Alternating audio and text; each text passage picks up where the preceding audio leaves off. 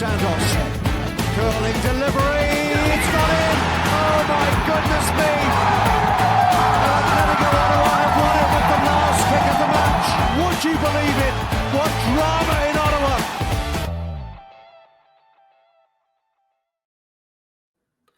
Week 3 in the Canadian Premier League means week 3 of the CPL Newsroom, presented by Volkswagen. Charlie O'Connor-Clark alongside Mitch Tierney and Alex Gangi-Ruzik. We had a lot this weekend over 4 games. We had some late drama everywhere. We had a kitchen party in Halifax. We had some penalty save heroics in Hamilton, and we had an absolute barn burner in the football version of the Battle of Ontario in the nation's capital on Saturday afternoon. We have a lot to get into, and I think we're going to go right to it, starting with Friday's game, Cavalry FC, Vancouver FC on national television for all of Canada to see. And a bit of a surprise, I think, where Vancouver FC come out so hot against the defending champions in their home opener.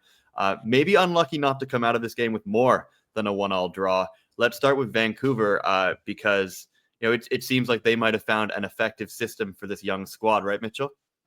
Yeah, I mean, one of the many reasons I love the Canadian Premier League is like what a difference a week makes. On this very program last week, I was talking about a Vancouver side that was, pretty disconnected and disoriented, and then a week later they come out against the defending champions, and not only do they look connected, but they look, combative and competitive as well against one of the best teams in the CPL. And it comes basically through a system that Afshin Gatbi has been long preaching, but we haven't really seen yet in action quite like this. Basically, a compact 5-4-1 in defense with Alejandro Diaz really leading the point of the press. And then you've got Terran Campbell and Mesquita able to join him in the press as well. And you see from that first goal, it's basically that happening perfectly. Terran Campbell cuts out the ability to pass down the right. Alejandro Diaz strips Callum Montgomery, and then, Campbell's away to the races, and Mesquita is able to press up there as well and score his first Canadian Premier League goal. So, you're also allowing Elijah Ba and Kunle Dadaluk to go down the wings in this system and really create issues there and press up high and, pin back the opposing team's fullbacks. You've got David Norman Jr. stepping into the midfield. These are all things that, are not the easiest to come up with all of a sudden. It felt like from week to week, all of a sudden, everything just clicked for this team. But you also love the effort as well from this group. The way that they went into battles, the way that they wanted it really more than this Cavalry team. And in the end, I think the one weakness for this group is still the depth, is still not being able to bring that many players off of the bench. And you see it kind of manifest in that late goal from Cavalry. But, especially when you're playing a high octane system like they were, that's always going to get tiring. But there's just so much more to like about the way Vancouver approached this game that they have the past few. And, there's a lot of reason for optimism. And, if you can do this against Cavalry, who can't you do this against? And we know how much that hope can really bleed into results in this league. Yeah, absolutely. I mean, Atco Field, not an easy place to play, but tales of Vancouver FC's demise may be greatly exaggerated. And don't look now, but they're about halfway to their 2,000 under 21 minutes already. This is a young team, and it's a pretty exciting team, maybe more than we might have expected. Cavalry, though, not necessarily out of character for them to have a slow start to a Canadian Premier League season. We're going to get into where our concern level is with them with 1 point through 2 games, but let's start with Tommy Wheeldon Jr.'s concern level after this game. I think that was a really poor first half, especially by our standards. And I think that's what I challenged at halftime. Good response, but you can't give a team 45 minutes of football. It just doesn't make sense to me. So we have to be better in our start. The only solace really is we're still undefeated in all our home openers. And again, I said that at halftime. No problem. We can have that performance first half, but there's no way they're leaving here with 3 points. And they did not. It took a while, but Toby Warshevsky, I mean, who else are you going to call for a late goal like that? Mitch, what are you thinking about Cavalry after 2 games so far?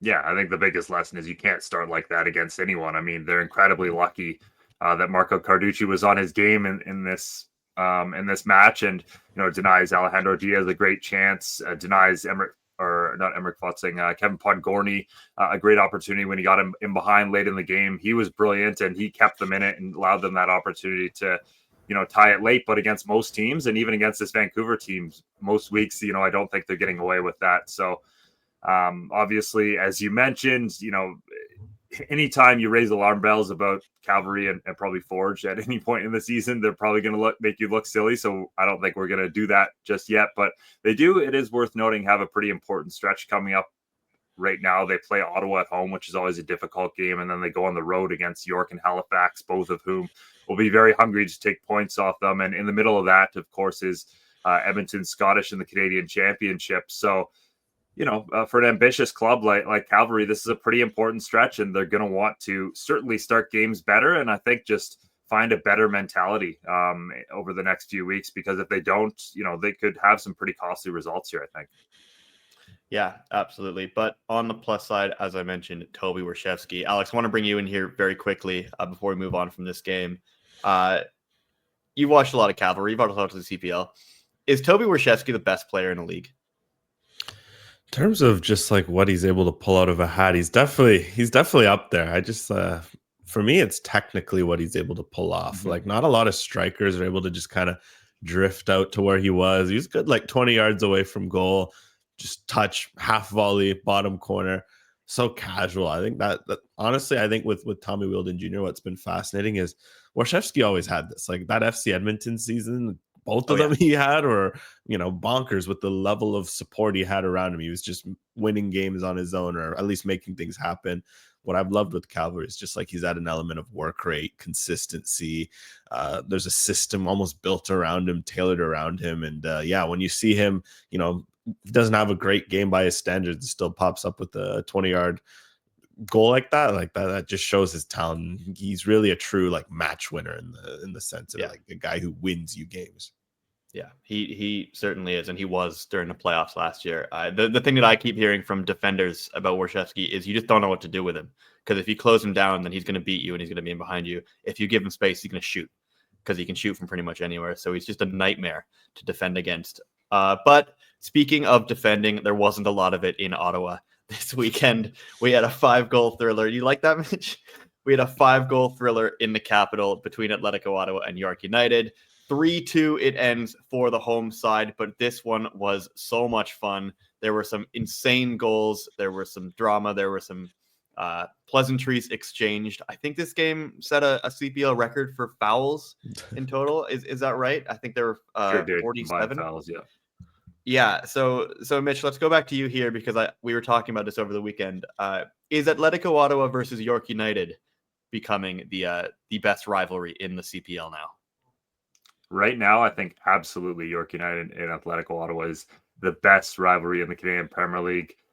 You almost wondered heading into this game if it would continue, just because so much of what kind of stoked this rivalry last season was the drama surrounding, Benjamin Mora and Carlos Gonzalez and their rivalry. But the answer on Saturday was a pretty emphatic, nope, it's going to continue. You mentioned it there, 47 combined fouls between the two teams, basically a foul every 2 minutes in this game, which, is the single game record for a CPL match. Ottawa tying the record for a single team with 25 fouls, 8 yellow cards handed out. But there's so many storylines now, right? Like the match-winning goal scored by Noah Batney, obviously a former York United player, set up by Kevin Dos Santos, another former York United player as well. You've got the geographic factor. These fan bases travel pretty well to each other's buildings, which is obviously, incredibly important when you're building a rivalry. And we've now seen back-to-back instant classics. The playoff game, that was an incredible game that ends in penalties. We're just watching on the screen here, guys booting each other. This is an incredible. It's great. Yeah, if you're watching, oh my goodness. WWE, so I was got to put the WWE like music over there. Exactly. Yeah, man, if you're listening over the audio format, like come to YouTube and check this out, because this is a treat. These teams do not like each other. Yeah, this is an outstanding montage and just absolutely driving home my point here. As I said, back-to-back instant classics between these two teams. There's no question there's some great rivalries in this league. Forge Cavalry has the history. We're going to see a Salish Sea Derby for the first time this season. Next weekend, that one's very good. But I think right now, Atletico Ottawa York United is the best rivalry in the Canadian Premier League for me. And, I think that video says all you need to about that. Oh, so much fun. So much fun. These teams meet again June 22nd, York Lions Stadium. Circle that one in your calendar. I will not be missing that game. Cannot wait. But from a more footballing point of view, Alex, I think the name that we're gonna pull out of this game is that match winner, Noah Abotny. Makes a big choice in the winter to go from York United to Atletico Ottawa. This is a guy that's got ambitions of moving out to Europe. And having a pretty big career as a young player. Is Noah Abotny maybe the next young player to move on from the CPL? He has to be. And what I've liked so far is I'm seeing probably the hardest thing to do for any youngster is evolution, to to stay in an environment and get better and find new things to get better at, because he was incredible last year. And really, I thought for large chunks of last year he would have got his move. I do wonder if, because he had a late injury, didn't lost his spot.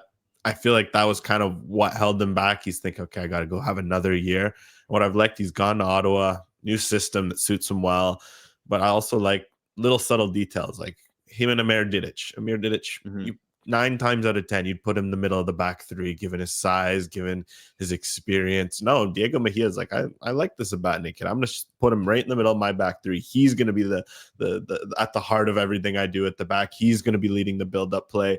Amir Didic has had to get used to a wide center back role. To his credit, he's done quite well there. I mean, we always forget how well Amir Didic moves for how big he is, but I just love that Abotny is leading. He's already shown a bit of evolution because we know how good he is on the ball. We know that he defensively, he's no slouch 1v1, but marshaling a back three at that age is very impressive. And I like that Mejia's asked that of him. And those are the sorts of little things you want to see from a young center back. Like, we have to remember he's 20? For someone his age, it's far beyond his years, and I think that's probably the biggest thing scouts are looking at is, okay, like he's ahead of that developmental curve. He's not going to need those learning lessons, those experiences that sometimes young center backs need. Yeah, absolutely. It's a lot of maturity from a very young player who I do think has a bright future and has been open over the offseason about wanting to go to Ottawa because he thinks it'll help him move on to Europe. And we'll see if that happens, maybe as early as this summer. Who knows if he keeps playing like this. What a game in Ottawa. What a game in Halifax as well, slightly after that on Saturday. Real party atmosphere at the Wanderers grounds for their home opener and a 3-1 win for the home side. Alex, you were on this game for us. This is a really, really impressive win from the Halifax Wanderers. And your question that you want to talk about with them is, are they more resilient than ever before? And I think the answer to that is yes. At least, Patrice Geyser and Wesley Timoteo, who were available after the game, that's what they said. I think you just saw it on full display. I think the fact for me that, you look at week 1, they blow a lead, you kind of joke, same old Wanderers, dropping points on the road, blowing leads, what's going on? Week 2, they come back. Okay, that's good. You get that elusive road win. They had only one of them last year, and you've matched that total. In this one, I just love that Pacific. I mean, it was mentioned on the broadcast. Pacific came here a pretty important time last year in September, playoff positioning on the line, and stole a point from the Wanderers. And you kind of wonder that. What I loved in this game is that when the Wanderers went up 2-1, Pacific half the lead, you're kind of thinking, is that sort of fear? Is that not going to set in? No, Halifax was just like, all right, we're going to lock in. One thing that Geyser mentioned that's very interesting is substitutions. He admitted himself last year he bundled a lot of substitutions, and now he has the luxury of, he's like, in what world last year am I subbing off Lorenzo Caligari in the 88th minute for a U21 player? Like, in what world? And he's like, no, he has the confidence because his squad is a lot deeper. He has guys like Alessandro Biello, Yohan Bai. He brings off the bench, completely changes the game. And I love that in the last 10 minutes, not only did they completely shut down the game and kind of kill any Pacific attacks, but then they went out and got a bonus one. And you add in an expanded capacity at the Wanderers ground, an already scary place to play. They got a couple hundred extra bodies in there. That was a very nice way to send off the first game at this newly expanded Wanderers grounds. Yeah, it looked like a good time. I think there were about 7,000 people in attendance in Halifax. Super fun to see. And Halifax, the Wanderers are just so much fun to watch at the moment. As you mentioned, they've got different ways they can hurt you. That Ryan Telfer goal is a lovely little passing play. The first goal is Wes Timoteo. kind of getting a gift after a pretty brutal first touch with his strong foot. The ball comes back to him and he just scores a screamer with his weak foot. So, who are we to judge West Timoteo? But definitely keep an eye on these Wanderers going forward. Pacific, though, Alex, they've played 3 games now. They've won one of them. I don't think they've necessarily looked great in the last 2. Your question about them is, are they still shouldering their 2024 woes in 2025?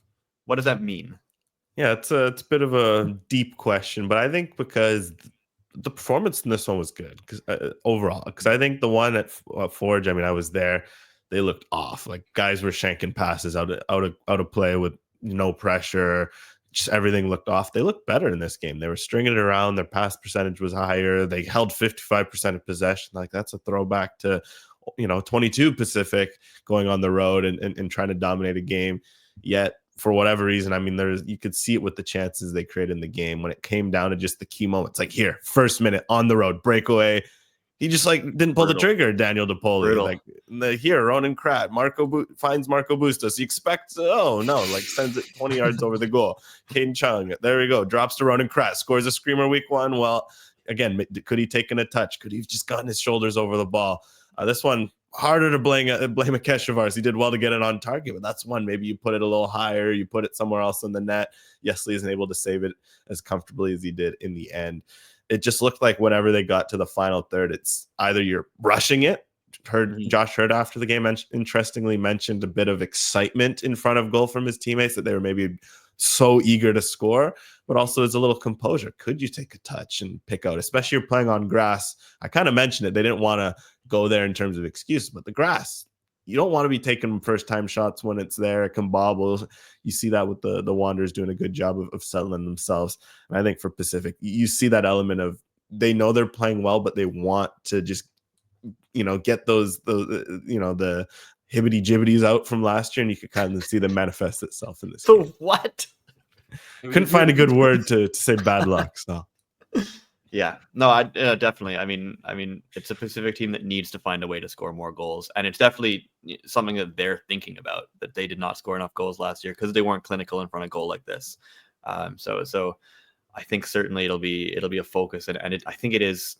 You're right. They got to get the hibbity jibbities out, and maybe simplify some of these finishes. Mitchell, you've seen a bunch of Pacific this year as well. Are you concerned that maybe some of these tendencies from last year are creeping in?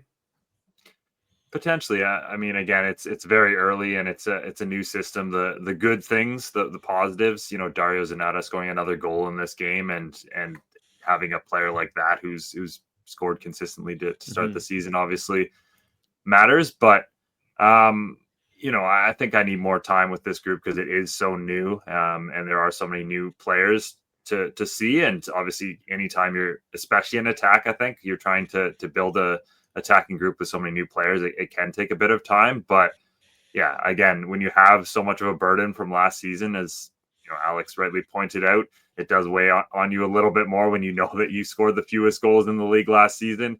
That does kind of play a factor in what you're thinking about in front of goals. So we're gonna have to see here. I think next week, obviously, as we've kind of talked about, Salish Sea Derby coming up, that's going to be a huge opportunity for both them and Vancouver to kind of show which one of their faces are really the real one.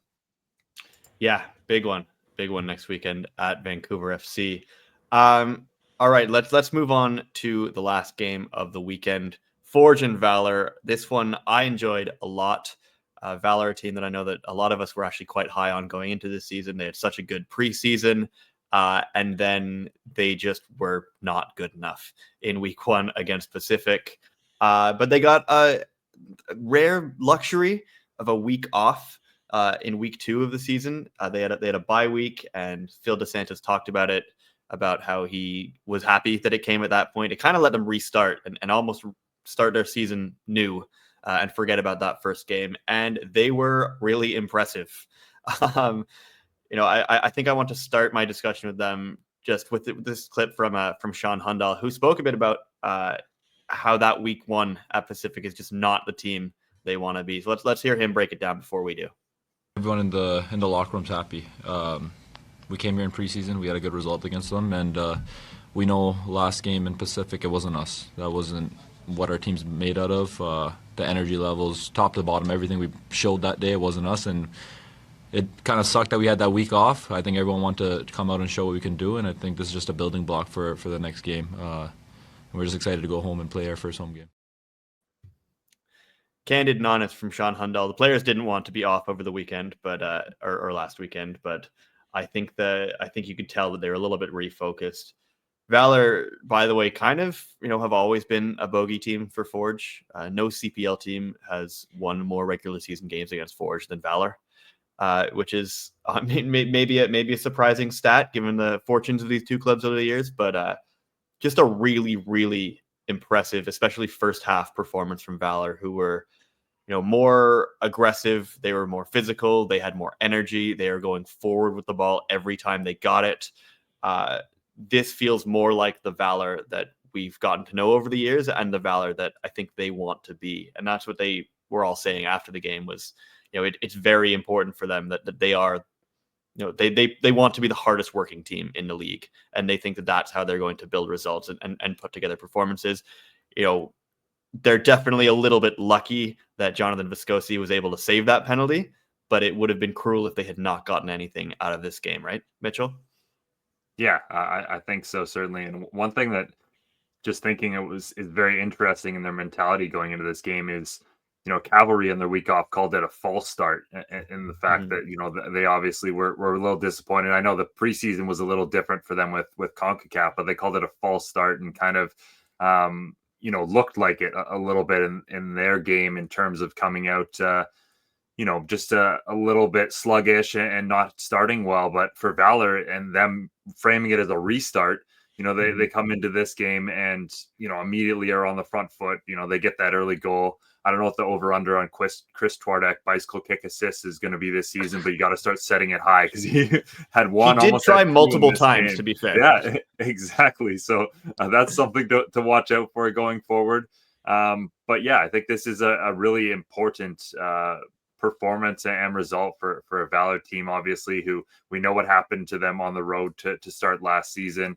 And leading into their home opener this weekend, coming in with a result like this makes it, that much better, that much more, proof of concept of what they're trying to build. And obviously, again, that's just so important for a group like this. Yeah, absolutely. I want to shout out Zach Fernandez because the player that made his debut for the club, he was suspended in week one, thanks to some antics at the end of the 2024 campaign, but he comes in and makes his debut for Valour.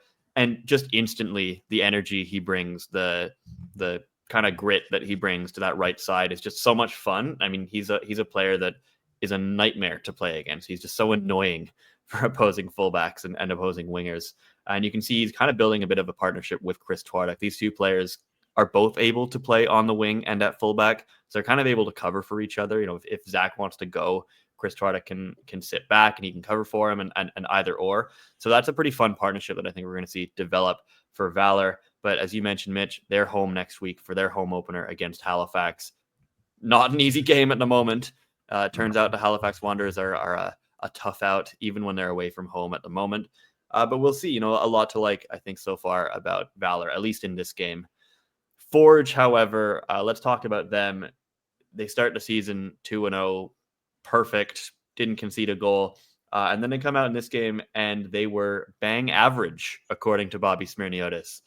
This is a guy that was kind of firing on all cylinders in his post-match press conference. Very, very, very unhappy with his team's performance. He said they're bang average. He said, I want to read out this whole quote because it's pretty funny. We kind of asked him about what he discussed at halftime with his team. And he says, I put two numbers on the board. One was 60, one was 100. The 100 was the work rate of Valour and 60 was ours. And I was being generous because we still had 45 minutes to go. So I didn't want to tell the guys it was 30. So that tells you a little bit about how annoyed he was with his team. And he's right. They just were second best and second to the ball and just clearly didn't look like they wanted it as much as Valour did, especially in the first half. But that's not what I want to talk about with Forge here. I want to talk about Brian Wright. finishes don't come a lot easier than that. If you would have just seen the highlight if you're watching on YouTube of his goal. Really weird one. I think Viscosi kind of palms it and can't get it over the bar, so it drops right in front of Wright when everybody else seems to have stopped playing because they thought the ball was going out. He puts it in the net. That's his first in a Forge jersey. And I think that's a huge, huge moment for this club. Even if it's not a highlight reel goal, they needed to get him on the board. He's had some high-profile misses, I think, for this club in his previous 4 games, including at CONCACAF and at Pacific last week and even at home in week 1. And he's a striker who kind of feeds off his confidence and momentum. And I think that was maybe in danger if he didn't start scoring soon. But I think it's really, really important for Forge that they've got Brian Wright in form and confident. We saw them at the end of the playoffs last year, how much they suffered for not having a proper striker. Both playoff games against Cavalry, even the playoff game against Ottawa that they won, they desperately needed a focal point to their attack. And I've kind of been speaking in preseason and before this year about how Brian Wright can be a player that Forge have never had before, which is a big number 9 target man striker who can hold the ball up, who can, play off those passes, who can finish. And I think it's very important for them that he actually become that and stretch the line and make those runs. And I think now that he's got that goal in the bag, it becomes a lot easier for him to focus and to get down to that business. I know Forge have been happy with his work rate, but I think they'll be very, very happy that he has finally put one in the net. Alex, you're a tactics guy. You love to talk about this kind of thing. How big a difference would it make for Forge just having that kind of focal point? We've talked about it with other teams, but they didn't have that number 9 after Kwesi Poku left last year, and they kind of suffered for it, right? Yeah, 100%. I think what Poku was so good at, and I think what elevated another element to their attack last year is just like that threat of knowing, okay, like Poku's always going to be running in behind. Like consciously as a defender, you're kind of worried of like, do I take that extra step back and try to follow him? Do you risk getting burned over the top? Either way is no good option. Because as we saw, Poku got a lot of breakaways last year, a lot of goals. Or if you drop back a little deeper, all of a sudden you're leaving Kyle Becker an extra foot at the edge of the box. Tristan Borges at the extra edge of the box. Sometimes as a striker, it's twofold. You want to run, you want to make space for yourself because you want to score goals, but sometimes if you're so dangerous that you're opening up space for other equally as talented and dangerous teammates, that's a win. So I think for Brian Wright, I think that's also something I want to see more of. Like we haven't really seen the best of a lot of guys in the Forge attack in terms of like a Tristan Borges, a Mobile Bully even. I think there's some more gears to hit. David Chouanier. And I think Brian Wright being a focal point for that would be huge because he can dominate defenders. He's a big guy, get that back to goal, back things up. We haven't seen as much as that because maybe he's been a bit more focused on trying to find that first goal. And then, running in behind. He can move quick. We've seen him score some impressive goals with his athleticism. Right. I think those are the 2 things you want to see for your striker for those various reasons. Absolutely. Well, a lot of fun next week coming up as well. 9-5 derby, by the way, big one for Forge. They kind of dominated York all of last season. Let's see if that keeps going. We've got Valour's home opener against Halifax on Friday night. Cavalry Atletico Ottawa on TSN on Saturday. Vancouver Pacific, the Sailors Sea Derby Saturday evening, followed by that 9-5 derby, York United and Forge on Sunday afternoon. You're not going to want to miss any of those games. We certainly will not be. Lots to talk about next week, and we will be back on Monday. But until then, thank you very, very much for joining us.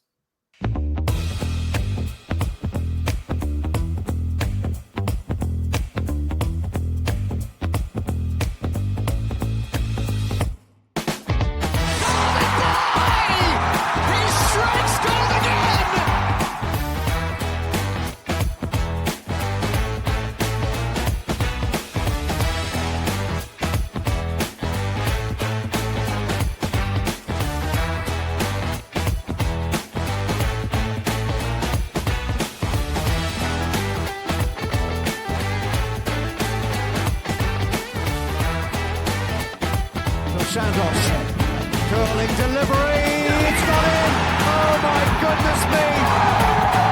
Atletico Ottawa have won it with the last kick of the match, would you believe it? What drama